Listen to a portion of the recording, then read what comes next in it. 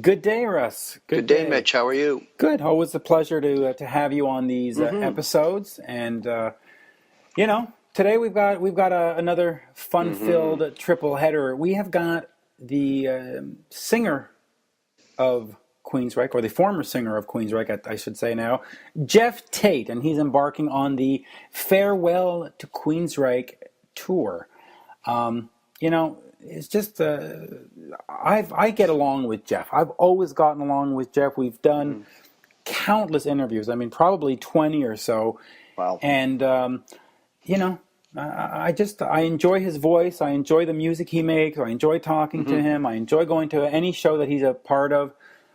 Have you ever had a chance to tour with the Queensrÿche guys? We did do dates with Queensrÿche in Texas, Oh, it's over 10 years ago now. And I've always enjoyed the band too. And I really don't know him. I haven't as a really person, you talked to mean? him. I met him and talked to him, but just whatever. But all the controversy and everything, all these singers. When are they going to replace me? Never. Yeah, but it's going to be interesting to hear this. I'm looking forward to it, and I know he's a great friend of yours, and it's great that he actually talks to you. Yeah, absolutely. It really is. By the way, speaking of replacement singers, wouldn't it be great if Lee Aaron fronted the Killer Dwarfs? Oh Lord, you're gonna drag up the Jesus past. Well, could have happened. I don't know. Oh, I'm We love telling you. Karen. We love Karen. Yeah, she's a great gal, and She is. she works with one of our buddies, Sean Kelly. That's So right, can't Saint Sean Kelly. We love Saint Sean.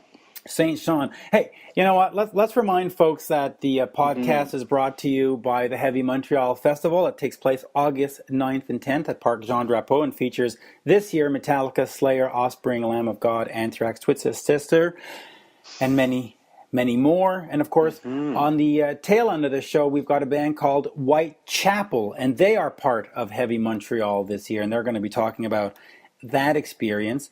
And in the second part of the show, we've got Cobra Paige, who is the lead singer of Kobra and The Lotus, a band discovered by Gene Simmons. Hmm. Isn't that great? Yeah, that is great. He's out there still discovering people. Didn't he discover Van Halen? And I just heard recently Cinderella. Cinderella. He's Mr. Discovery. Yeah, I've apparently he also discovered water and fire. So All right. Well, they're just fads. I know, I know. Listen, let's not Yeah. waste more time here. Let's just get into Jeff Tate. He sat down. It was a nice, 30-minute conversation. We go over everything that needs to be gone over in the Jeff Tate world and in the Queensrÿche world. Again, one of my favorites. Here is Jeff Tate. We have Jeff Tate on the phone. Good day, Jeff. Hey, Mitch. Hey, so we are talking about the Farewell to Queensrÿche tour. Does this mean that Jeff Tate as an artist is done with? No, Okay. not at all. Okay. It's actually just a farewell to the name, Okay. and kind of a end of the story, and very happy about that. Very glad that we finally reached a settlement, and Yeah. I can move on with my life now. Yeah, I'm sure, and I don't want to get into the details of all the lawsuits. I mean that story's been told over and over again, but um, it's final, right? There's nothing left to do. You can move on. Yes, all finished. So what are fans going to see on this farewell tour? Is this the last time you play the Queensrÿche songs? No, Okay. no, I'm going to continue playing, the songs I've written, on all the albums. This is just really saying goodbye to the name, Okay, so solely the and name. yeah, it's just strictly the name, and ending that chapter. After 30 or 35 years with the band, how does it feel emotionally to finally put a period at the end of that sentence? I haven't really got an answer for that Okay. at the moment. well, I don't have a definitive answer. I can say there's a lot of mixed emotions regarding it, with me. I'm glad to be moving on. I can say that. Very glad to be moving on. And I wish that I was moving on in a different, I wish things would have been different, know. I wish that it all would have, I can't even really say it yet. Honestly, I can't quite put it into words yet, Mitch. Yeah, but, well, okay. Well, maybe I can help. But do you wish that maybe the band would have invited you back and you could have just gone on making Queensrÿche music within Queensrÿche? No. No. Okay. No, not that. I just wish it wouldn't have gone to the level that it went to, with the lawsuits and all that stuff and all the horrible negative stuff that's been said. That never was what I thought Queensrÿche was about. When I wrote Operation Mindcrime, people started saying, this is the thinking man's, metal band or rock band. Mm-hmm. And I was very pleased with that moniker. That's what Queensrÿche really meant to me, was that it's thinking music. It's music that challenges you and, you can lose yourself in it and get transported to a different place, and it kind of opens up your mind to, infinite possibilities. And I'm very comfortable with that. That's what I always thought music should be, and I definitely felt proud of that, and now the name means something different. It means this awful lawsuit, this fight, these terrible negative things, and that's not my idea of what Queensrÿche is. So I think it's a good time to put an end to that and put a period on it and move on and continue the vision that I had, and would continue progressing and exploring music. Now, you're moving on. Let me talk about the Thinking Man's Band. Is that basically because you were a news junkie and you wanted to sort of reflect what was going on in society, what you saw on TV and what you were reading in the papers? Well, I'm interested in life. I'm interested in human motivation, evolution. Mm-hmm. I'm interested in anthropology. I like studying the human condition and analyzing and theorizing on how we got to where we are, by looking at the past. And that's always been, a motivator for me in writing. And I continue to think in those terms, and that's what I'm interested in, and my music in the future will definitely reflect that. Yeah, so let's start looking into the future. The last album, Kings and Thieves, came out 2013, I guess. Have you written new music? What's the plan for new music? After this tour is done in September, right, I plan on launching into a new record at that time. And I've been writing and coming up with new material and working on a new vision of where I want to go musically, and I'm very, very excited about that. Because I know within Queensrÿche, you did try to do different things. Sometimes the fans, reacted adversely, and sometimes they loved it. But now you don't have those confines. So can you sort of explore all kinds of new territory, or do you still have to be sort of a hard rock guy? I think I'm in a position that's it's actually a very wonderful position to be in. I can do, a lot more of what I want to do musically without the confines of the Queensrÿche name. So that's a very good feeling. On the I can't get away from hard rock. I mean, I love hard rock, and it's what I've always done. My version of it or my vision of it may differ from other people's, but that's kind of goes with the territory, I think. I don't think as a writer you can expect everybody to love everything you do, because you're in a different place than the other guy. Right. We're all moving in different in different circles. We're all living different lives, and when you can line up with what a large amount of people are thinking or experiencing, I think that's a wonderful thing. But it doesn't always happen, and so I think you have to like what you do and be into what you do and have passion for what you do, and that's what it's all about. For me, at least, and I think that passion that one has for what they do is contagious, and it spreads out, and people pick up on it. Yeah, they really do. Now, if you can clear up one thing for me, I understood that the Operation Mindcrime album, you've retained the rights to it, or to perform it live. Is that accurate, or what exactly is the nuance there? Yeah, it's agreed upon that I will be the only one to be able to play it live. From top to bottom, though. Yeah. Mm-hmm. Okay, so if the other band wants to play Spreading the Disease out of context as part of an encore or whatever, they're allowed to do that. But the whole sort of, if you want, cinematic presentation of this is just up to you. Correct. Okay. Let's talk about some of the other stuff you've done. The rock and vaudeville shows. Is that something you're still going to do in the future? I hope so. Yeah. It's a really fun show.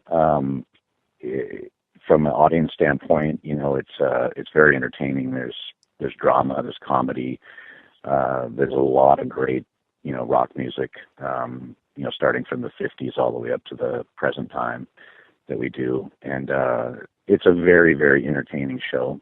Mm-hmm. And from my standpoint, it's incredibly challenging and fun to perform because I get to sing all these incredible songs, from rock history, all the way, back from the 50s and, Chuck Berry stuff to Korn, Yeah. And I love that. I love singing, different material, and I love the performance aspect of it too.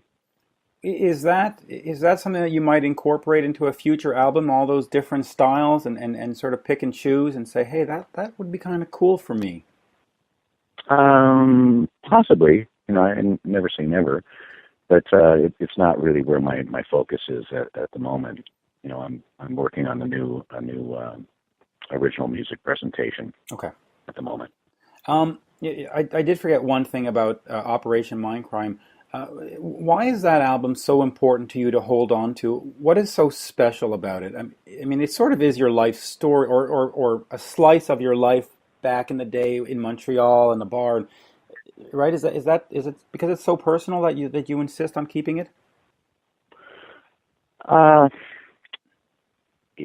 It's a very special record for me. Mm-hmm. It's one that I pursued and pushed and shoved my way into making, right, against a lot of adversity. Right. And so it has a special meaning for me. I think it's a great album. It is. It's one that I think resonates with a lot of people. Yeah, it really does. Now, the other thing that you do is the wine. The, what is it, Insignia? God, can't say that. How do you say it again? Insania. Insania. Think of insane, yeah. Oh, yeah, I can think of insane. Tell me about that. Is that something you're still pursuing? Yeah. Insania is one of my hobbies, really, that turned out to be a very successful business, actually. And I love making wine. I love drinking wine. I love traveling to different places and going to, obscure vineyards and seeing what the winemakers are doing with, the grapes that they raise. And I'm just fascinated by the whole viticulture setup. Sammy Hagar had a tequila that he ended up selling for about $80 million. Is that sort of the ultimate goal for you, or is it just more to have sort of a boutique label? Oh no! I'm not interested in selling anything like that. Okay. I'm interested in just making really, really good wine that people can use to celebrate life with, and toast those special moments. And something that, I feel good about producing, Yeah. So the farewell tour, it lasts till September. What are fans going to see? Is it going to be Operation Mindcrime in full, or is it going to be a collection of all the different Queensrÿche eras, or what is it? Yeah, it's going to be a kind of a retrospective of the Queensrÿche catalog. Okay. Are you going to go back all the way to the EP and to the first couple of albums? Well, you have to come to the show to find out. Oh, I'd love to actually go to a show. I wish you'd come to Montreal on this one. But in terms of vocals, though, you were singing way high back then. Is that something that you're still able to do, or do you have to sort of challenge yourself vocally and sing them a key or two less, or how do you approach the music? You mean in writing new material? No, I'm talking about singing the old songs. Are you still able to get out there and sing them, or do you have to adjust them? Because I don't know how you did it. I mean, you used to scream like a son of a gun. Can you still hit those high notes? Oh yeah. Okay.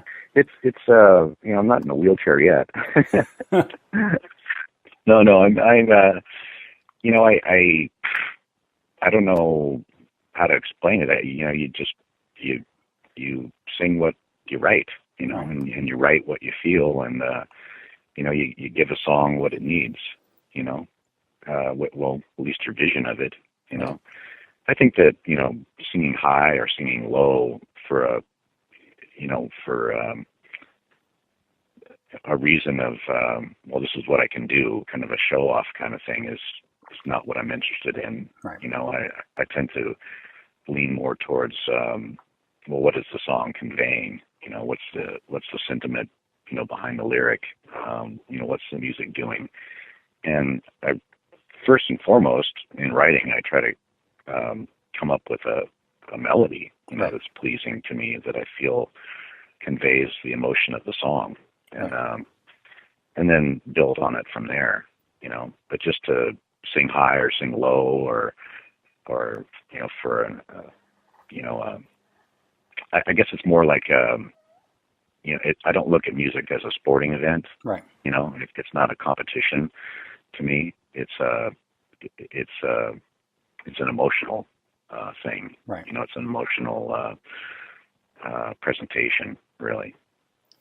Next year, when you go out, is it just Jeff Tate, or do you, with the guys, form a new band name? What's sort of the future of naming for you?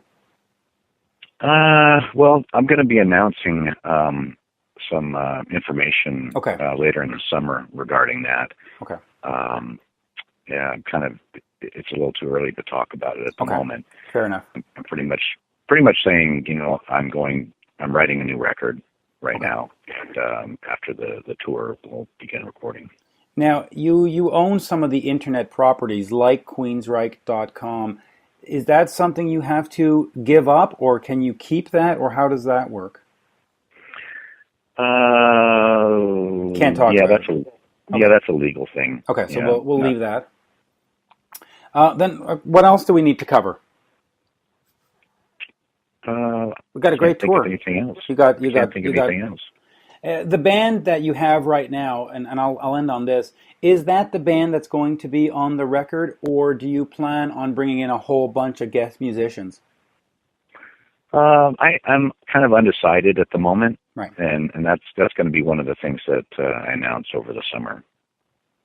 So it's good to see that there's a lot more coming, because when we first heard of the farewell tour, I think back in April, people went, "Oh, he's retiring," and I'm glad to hear that you're not retiring.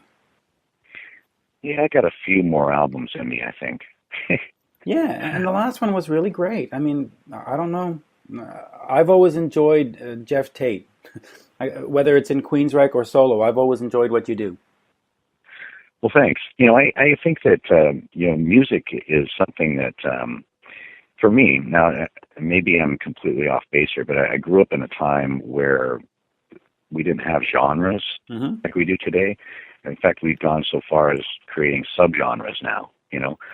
And music to me has always been an exploration, and you know, I respect and love artists that don't fall into a genre. On one hand, I wish I didn't fall into a genre, you know, because it's very strangling for an artist.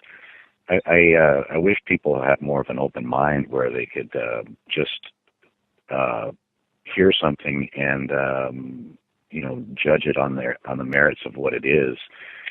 I don't. It doesn't bother me if somebody doesn't like what I do.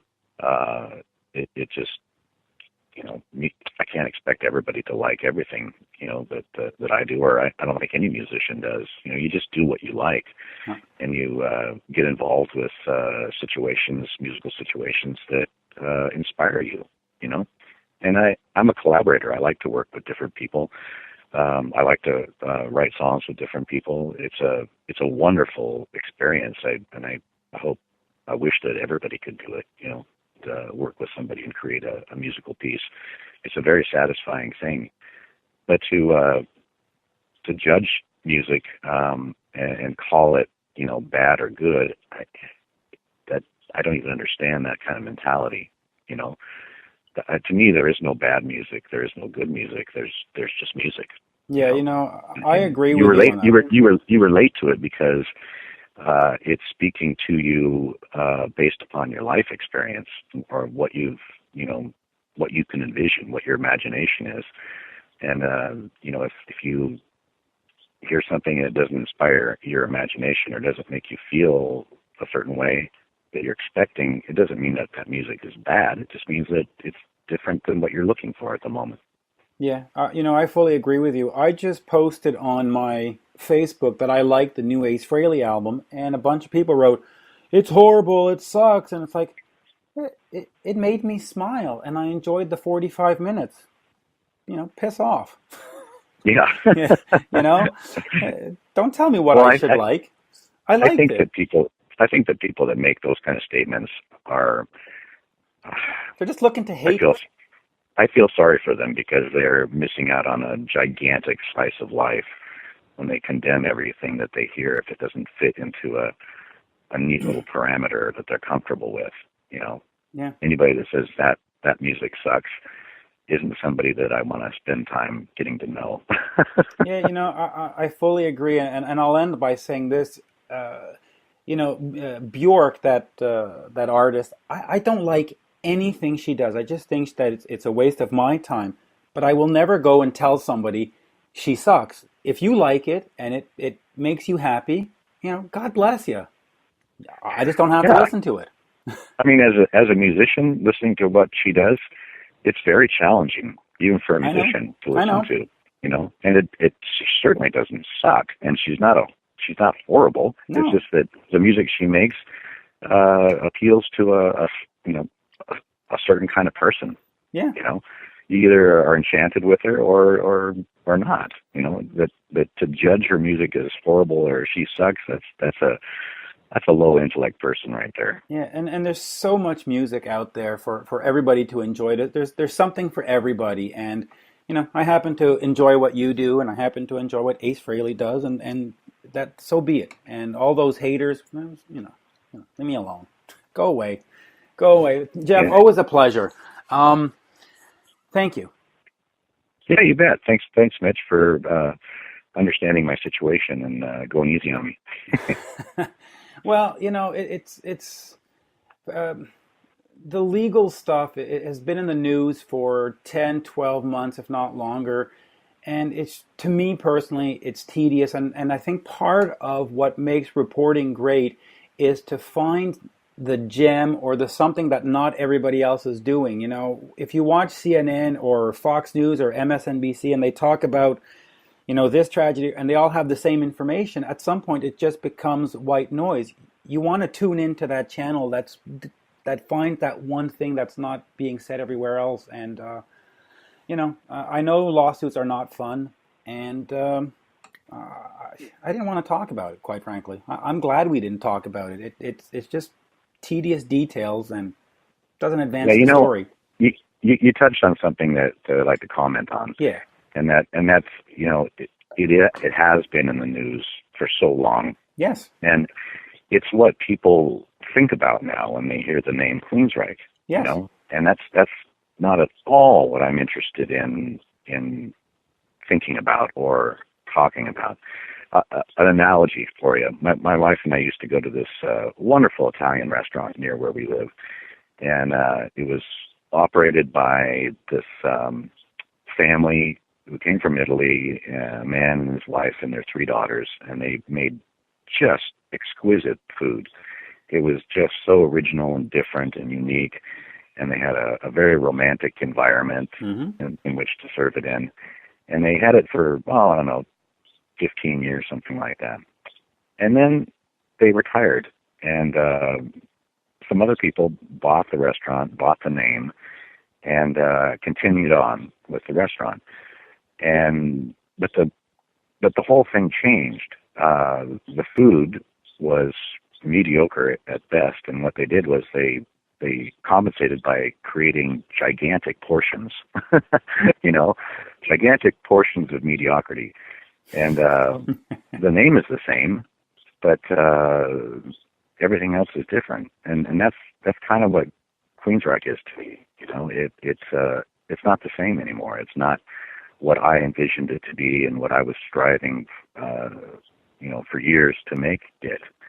And it's just a name now that means something different. And what it means, I'm not interested in. I'm not comfortable with, and I want to do something different. Yeah, and I think fans win. You get a chance to have your vision and do what you want, which, as a fan of you, I'm glad because I get to hear what's really on your mind. And, for Queensrÿche fans, and I'm a Queensrÿche fan, you can also go and hear the shows too. It's the best of both worlds, quite frankly. Yeah, sure. And I don't think we should spend our time begrudging or having to take sides. If I want to go to a Jeff Tate show on Monday and a Queensrÿche show on Tuesday, good for me. And, nobody needs to criticize and say, oh, Jeff's horrible, don't go to his show, or vice versa. Oh, Queensrÿche horrible now without... whatever. I just want to be entertained for 90 minutes. Leave me alone. Right? Sure. Get out of your own life for a while. And I think that's what music should do. It should transport you out of your life into something else, into that performer or that artist's vision, their imagination. And isn't that what we gravitate towards anyway? Yes. We want to be entertained. We want to lose ourselves in the music. I know I do, and I certainly want to do that when I perform too. Yeah. And I look forward to that. And I'm looking forward to this tour and playing the songs that we're going to be playing and give people that come to see it the end of the story, so to speak. Yeah, it's the end of the chapter. It's not the end of the book. So that's good. Thank you, Jeff. Thank you, Mitch. There you have it. That was Jeff Tate. Like I said, Russ, always a pleasure to talk to him. Yeah, it's he's like one guy against the world at this point. I guess he must feel that way. Unrightly, it's unjustified. I mean, all he wants to do is sing his songs the way he sees fit, and he has a very clear artistic vision. And so, what's wrong with that? Honestly. Yeah, I can't fault him on it. They're all both the Queensrÿches are great. They're all super talented people, and it's unfortunate that it becomes such a quagmire of lawyers. Yeah, well, of course, the lawsuit has been settled now, so that's why he's embarking on this Farewell to Queensrÿche tour. But Jeff Tate, the solo artist, will be back next year with new music, new tours, and I'm looking forward to it. Yeah, should be good. Speaking of tours, Skid Row comes to Montreal August 19th at the Théâtre Corona, presented by Evenco, and I have a pair of tickets to give away to that show, so keep listening to the podcast for your chance to win. Let's go right into our next guest, Cobra Paige of Kobra and The Lotus, currently on tour, opening up for Def Leppard, who is opening up for KISS. That's a pretty good gig. It's, and another Canadian heavy metal band. Yeah, and another Canadian female vocalist. We seem to punch out those female vocalists. We have an affinity for, Sass Jordan and Lee Aaron, and the list is long. Lisa Del Bello. That's right. Who, by the way, did a song with Queensrÿche. Oh no, in fact, Queensrÿche did one of her songs. Right. Gonna Get Close to You. Yeah, awesome. No, we have a lot of talented Canadian women in general. Yeah. Kobra and The Lotus, which is the name of the band, have a new album, High Priestess. And so I sat down with Cobra Paige to talk about opening for the KISS Def Leppard tour, working with Gene Simmons, and of course their new album, High Priestess. So let's listen to Cobra Paige. Perfect. We are speaking with Cobra Paige of Kobra and The Lotus. How are you today? I'm great, thank you. How are you? Good. So awesome. You're in a very enviable position. You are opening up for Def Leppard and KISS, arguably two of the biggest bands from the 70s and 80s. Tell me a little bit about how that's going so far. Oh man, it's going amazing. Like you said, it's an immense honor to be able to have the opportunity to support these rock and metal giants. So we're just having an amazing time and holding on to every single moment. Yeah, that's great. Now, the band is from Calgary. I'm being in Montreal, so I know a little bit about the history of Canadian rock.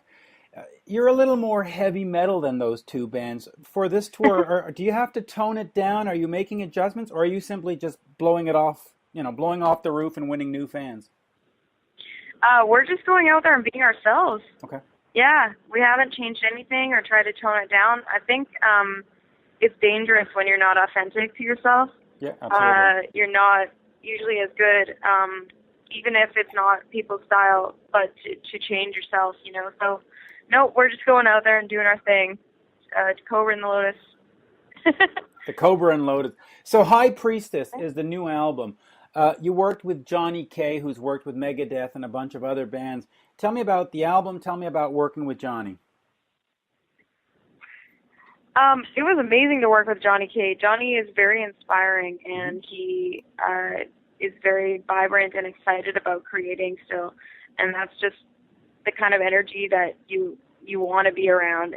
It makes you want to create even more when you're around people that are like-minded. So working with him was amazing. It was super challenging. Right. He pushed us. He stretched my brain. But I believe I grew while I was in there because he just challenged the crap out of me. But it was awesome. Did he have any different approach to the band? Because, he's done stuff with Finger 11, with Enough's Enough and Megadeth. Did he try to mold the band, or do you just sort of do whatever you do? No, he didn't try to mold it at all. He came into the project knowing fully what we were and what kind of music we did, and he was all over it. He wanted to be involved. So when we went in there, we actually had to settle him down sometimes because he would go on a tangent with riffs that he has had saved forever. He's actually a big metal guy too. It's just maybe he hasn't worked with so many metal bands. I mean, he has worked with Megadeth and like you said, Enough's Enough, but great he band. has a lot of you gotta love Chip. Oh yeah. Yeah. So, fans are coming out there and they're seeing you, and some of them are not familiar with you, and you've got this new album. Why should they buy the album? Why should they check Kobra and the Lotus out? What are you offering? We're offering some new, fresh, heavy metal and hard rock. Good. I think is what we're doing. Yeah. You're working on. You were discovered or helped along by Gene Simmons. Tell me about that relationship, and I'm sure you've told the story, a million times at this point. But what has Gene Simmons brought to the band? what Gene has brought to the band is knowledge. Okay. He has immense knowledge with the industry, with music, marketing, and success, like longevity. I mean, KISS has had massive success in longevity. Right. Now we're on this 40th anniversary tour, and we're witnessing all of it, and it's unbelievable.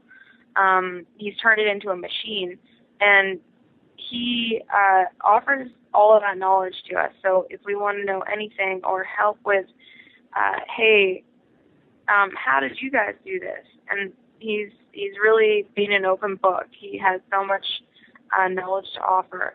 So that's what Gene has really brought to the table. I mean, it's not a bad fan to have, I would say. No, not at all. What's some of the best advice he's given you so far? Well, the best advice I would say is that he tells us all the time to stay authentic to ourselves. Right. And like you were asking about Sure. tempering the set, I think that's what you asked, right?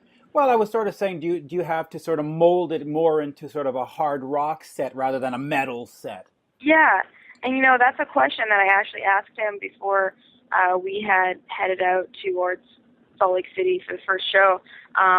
We had a phone meeting the night before, and I said, I'd been asking him for any advice, and what's your main advice for this tour? Do you think that we should do that? I actually asked him that when you asked me, and he said, no way. You have to go out there and be yourself. Yeah. You have to be what your band is. And So, that's the coolest thing, is that no one has tried to change us. They've actually been aligned with what we are. which is kind of cool. So, you know, you're coming out of Calgary as a female singer doing heavy metal. It's not exactly the quickest road to success. Tell me about some of the challenges you've had to face being a Canadian artist and then also being a female artist, because, you know, heavy metal, you look at our Canadian bands, you know, the Killer Dwarfs and Helix and Annihilator, it's all male, it's mostly male singers. Yeah, there is a challenge sometimes being female when it comes to fronting the band. There's more of a skeptical view sometimes, and also there's just people that don't enjoy female voices, and that's not even a sexist thing, you know? Right. It's just the fact that women sound different from men, and so there are challenges sometimes, and obviously the image thing is a challenge. It's like keeping a fine line of being a woman and being feminine, but also keeping my class. Right.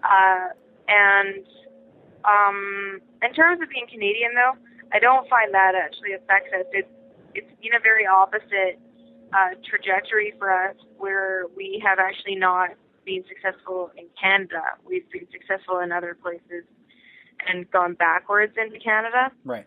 And I think for our style of music, it's maybe makes sense. It's very hard to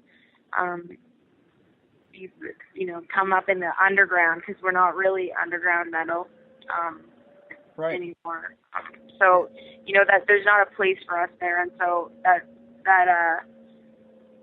spot in Canada, or that community in Canada, really pushed us out a long time ago, and then we left, you know? So we were like, whatever. We went and we did our thing somewhere else, focused on the UK and Europe, and now we're focusing on the States, and it's been great. Yeah, it's sort of hard to get a band going in Canada. First of all, just geographically, it's huge, so you can't do, 3, 4, or 5 shows in a week because you have to drive so far. But Totally. traditionally, Quebec seems to be the only place that really embraces metal, and the rest of Canada, I mean, I don't know what they're doing in the rest of Canada, but have you focused at all on Quebec, or do you plan on focusing more on Quebec or in Canada later in the year? Yeah, we would. We would like to focus more on Quebec, because we haven't been back there in, I think, like 4 years. So really, we haven't played our music, the last album and this current album, in a lot of Canada. Yeah. Toronto we've been through a lot.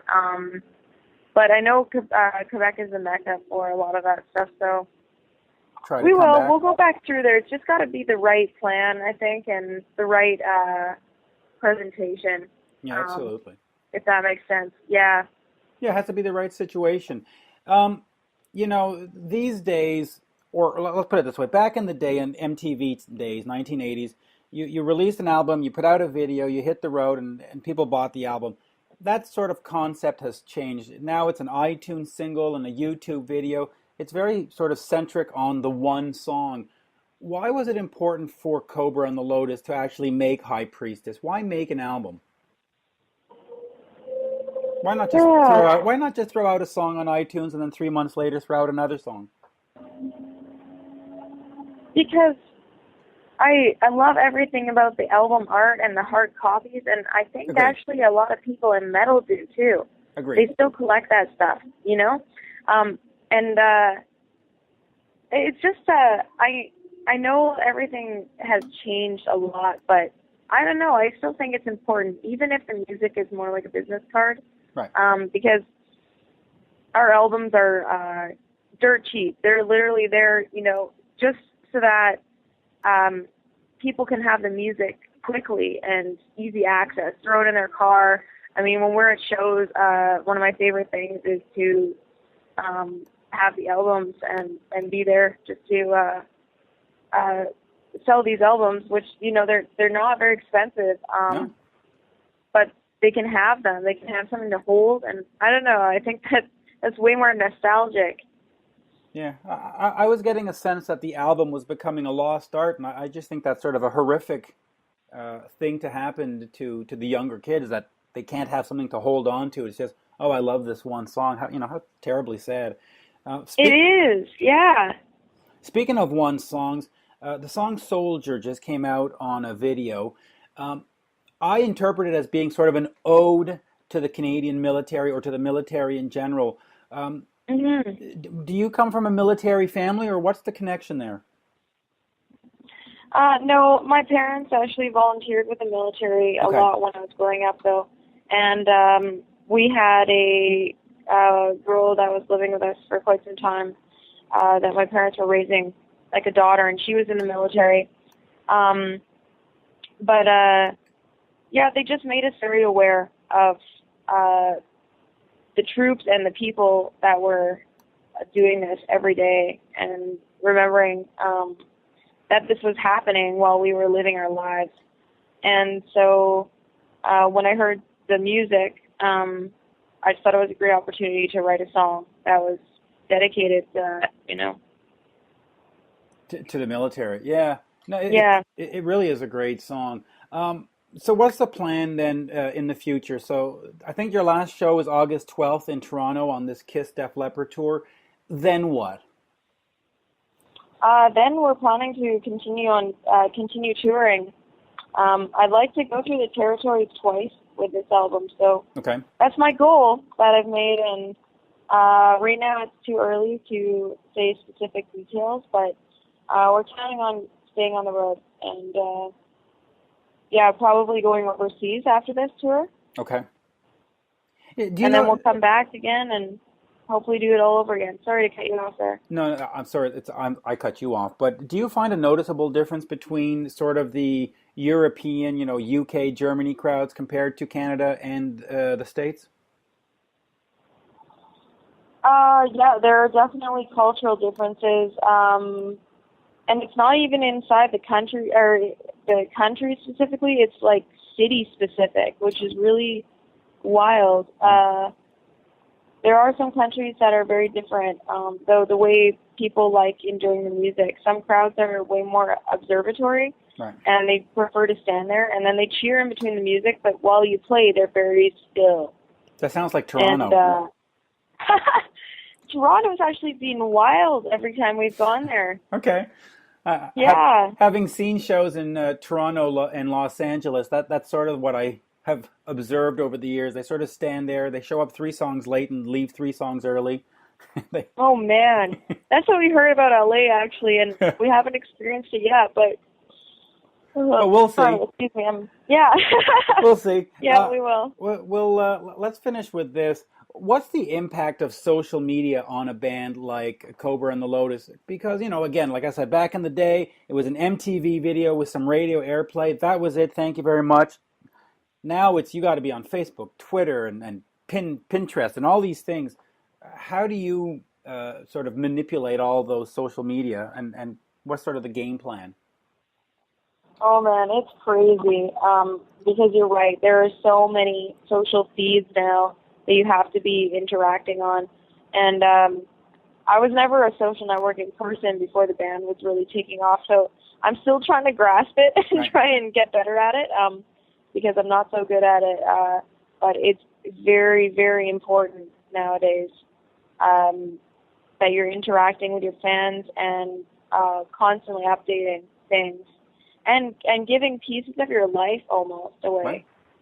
So like Instagram, that's what that's all about. It's like you're seeing a bit into that person's personality, Yeah, Can you be?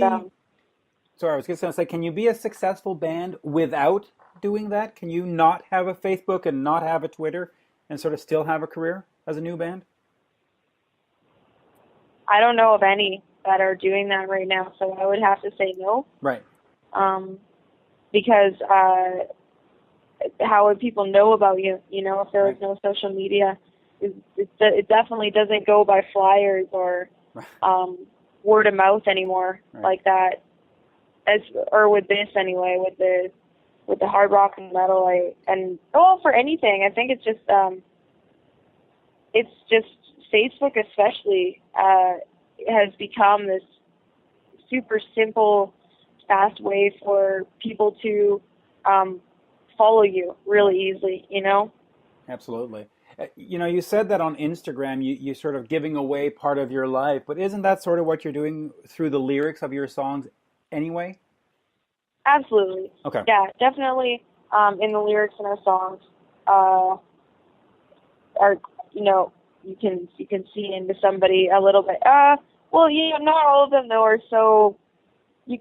I don't know if you could see all the way into a person. I mean, the thing with Instagram is it's a visual Right. thing, so you're seeing what that person sees, I guess, their perspective, Sure. what they take pictures of or what they're up to. You can see if someone is into fitness or if they're into gear or, just stuff like that, I guess. Right, I guess. And so when you see a band on tour, a lot of times you see a lot of, hey, this is catering and this is backstage. That's not what you're doing on your Instagram, is it? Sometimes we show inside the bus or something like that because there's people that want to see it, I agree. It's absolutely very cool because it gives you that insider's look that folks back in the 70s, 80s, and 90s didn't get, and it's great, absolutely great. Yeah. What did we have to plug in terms of websites, Twitter, Facebook? Where should people find you? People can find us on CobraandTheLotus.com, Facebook, Twitter is KATL Official, and all of us are on there if you look at who it's following. And we're all on Instagram as well, but if you go onto Facebook and the website, it's the easiest way to find everyone. Right. Okay. So yeah. The landing page is the website, and then you can sort of reorient yourself from there, kind of thing. Multi-directions. Yeah, exactly. Right. Hey, Kobra, this has been an absolute pleasure, and hopefully we'll get to meet someday. And good luck on that KISS tour. Absolutely wonderful. Yeah. Thank you so much. And yeah. Oh, you know what? I did forget one thing. Quickly, Rob Halford and Judas Priest. I know that was sort of your epiphany into metal, and they've got a new album. They've got a new tour. What does Rob and Judas Priest mean to you? What do they mean to me? Yeah, other than pure greatness. Yeah, it's kind of tough to top what you just said. When I think of Judas Priest, I think of the reason that I started this, and for that I am eternally grateful, and that will sit with me for the rest of time. The thing that turned me onto basically starting the journey to become who I am. Yeah. And so I'll always be, crazy over Judas Priest and just like, I'm sorry, I'm like rambling right now. No, I'm just. But who brought you to that first show? Was it a mom, a dad, a brother, a sister? Who brought you to Judas Priest? I mean, that you don't sort of just pick up and buy a ticket. My parents. Yeah, my parents took me. Yeah. Yeah, that's It was amazing. See how great parents are. You know, my parents took me to my first show, which happened to have been KISS, and this is why I do what I do today. So, there you go. Right, parents, they lead the way for hard rock and metal. Well, again, like I said just before, it was a pleasure speaking to you, and let's certainly do this again. And if you ever come through Montreal, let's try to do it in person, and tell the folks. Absolutely. Let's support Kobra and the Lotus. Great Canadian metal. Thank you. Thank you very much. Always been a pleasure. You too now. Bye-bye. There you have it. That was Cobra Paige of Kobra and the Lotus. We are now going to move on to Whitechapel. Mm-hmm. We're just zipping through all these bands today, aren't we? We're whipping them off today, Mitch. I know. In a frenzy. Well, I got to tell you, it's because I'm excited. As we're recording this, the Heavy Montreal Festival keeps getting closer and closer and closer. Mm-hmm. And I'm so looking forward to seeing Metallica and Slayer and Anthrax and Twisted Sister. And Whitechapel. And, of course, Whitechapel. Now, in case you've missed it from all my previous announcements, Heavy Montreal takes place August 9th and 10th at Parc Jean Drapeau in Montreal, Quebec, Canada. Yeah, so, Whitechapel is one of these heavy metal bands, these true heavy metal bands. New album is called Our Endless War that came out in April on Metal Blade Records. And, I had a chance to sit down with Alex Wade, the rhythm guitarist. And so we talk about the album, we talk about Heavy Montreal, we talk about what it means to be a band in 2014. Russ, you're unfamiliar with them. I am unfamiliar with them. I've done a little bit of research on it, and they're from Knoxville, Tennessee, which is pretty cool. And Tennessee's very cool. And they've charted a bunch. I'm looking forward to hearing them. Yeah, so let's just get right into it. Let's listen to Alex Wade of Whitechapel talking about Our Endless War, their new album. And we're speaking with Alex Wade of Whitechapel. They're coming to Montreal to play the Heavy Montreal Festival August 9th. Tell me a little bit about that. We're really excited. I mean, I think it's pretty much one of every metal band's life goals to eventually play with Metallica at some point. And, I definitely feel like, this is our time, and we're excited to come up there and do it. Were you a big fan of the band growing up? Oh, yeah. I mean, I think, the two bands that got me into music, playing music the most were probably Blink-182 and Metallica. When I was a kid growing up, I started out on bass, actually. I was playing bass instead of guitar, and I used to sit in my room and learn Blink and Metallica songs on bass. So it's definitely, an influence in my early childhood. Yeah, so let's also move on to the new album, Our Endless War. It actually charted in Billboard, which is remarkable these days, right? Yeah, and it was actually number 10 in the top 200. So, yeah. I mean, really for a band as heavy as us to be able to reach, within the top 10 of the Billboard 200 is pretty incredible in my opinion. I mean, we definitely weren't expecting that to happen.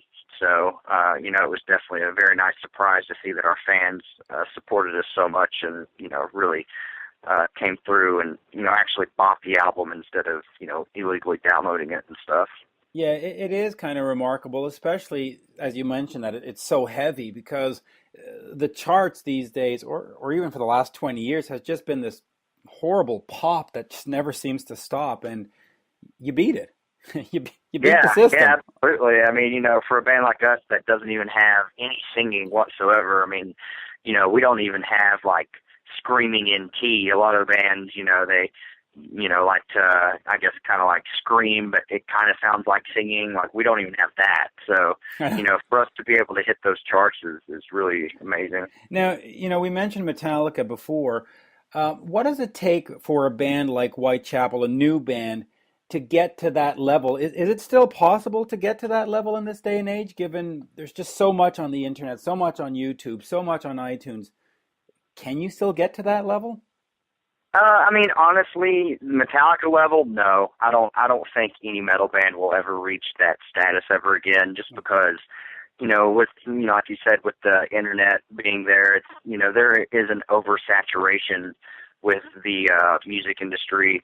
There's just so many different bands, and, some of them sound the same, some of them, are doing their own thing that's unique, but, I really think, Metallica is one of those bands that came up doing something unique in the perfect time of the music business, to where, they were able to capitalize on the internet not being there and people actually having to buy CDs and, stuff like that. And they were able to really capitalize on that and, provide a lot of growth for themselves. So, I definitely don't think there'll ever be another Metallica, but, so what's the plan for Whitechapel? There's definitely still room to grow. Okay. Just because you can't be Metallica doesn't mean that it's not worth pursuing a living as in music. Absolutely. I definitely feel like there is definitely, still enough there to be able to establish a career in the music industry. We all don't work other jobs. The band is our only job. So, we're not driving Porsches and living in mansions, but we are able to, pay our bills and provide for ourselves. So. Yeah, which is important. Now, the last album is called Endless War. Is that in reference to anything going on with the U.S. military, or what is the Endless War? It's just kind of like a figurative kind of name for us. Being in the band, I would never relate it to actually going to war and being on the battlefield, because I've never done that, and I can only imagine, how scary that would be. But like I said, it's a figurative meaning, saying that, as a band, we're constantly, fighting and battling, trying to climb our way to the top, and that's with the artwork on the front, with the flag being risen up and everything. It's kind of representing us as a band, coming from our beginnings and, rising up to what we are now. So. Yeah. Now, the other thing that's exciting is that you have an ESP signature guitar. Why don't you describe that for me a bit? What's so cool about it? Yeah, that came out in 2012, and I was really excited when ESP approached me about designing a signature guitar, because, when I was a kid, I was just, happy enough that I was able to afford one, let alone now that I'm an adult, I have one that people buy that I make a percentage from and stuff, and, it's just really amazing that, working with them, I got to, every detail and specification was designed by me. It wasn't one of those things where ESP was just like, here, let us put your name on this and we'll give you money. Like, I actually designed it and put the specifications that I wanted in the guitar in it. And, I absolutely love it. It's the guitar that I use and play the most. I play it live all the time. And it's the LTD AW7. It's right. A 7-string guitar. And, I definitely, I'm a rhythm player. I couldn't solo my way out of a bag, but that's what I designed it for. I designed it for heavy metal rhythm playing. So, people that play that kind of stuff definitely would enjoy it. What are some of the specs? What did you want in a guitar? Well, I like neck-through guitars a lot. Okay. So it has a neck-through body construction. Has a mahogany body. It features DiMarzio deactivator pickups, which I really like a lot. Yeah, I was going to ask you about those. Yeah, they give me the output that a active pickup would, but without losing the clarity of a passive. They're a passive pickup, but they're very hot, and they work for our sound really well.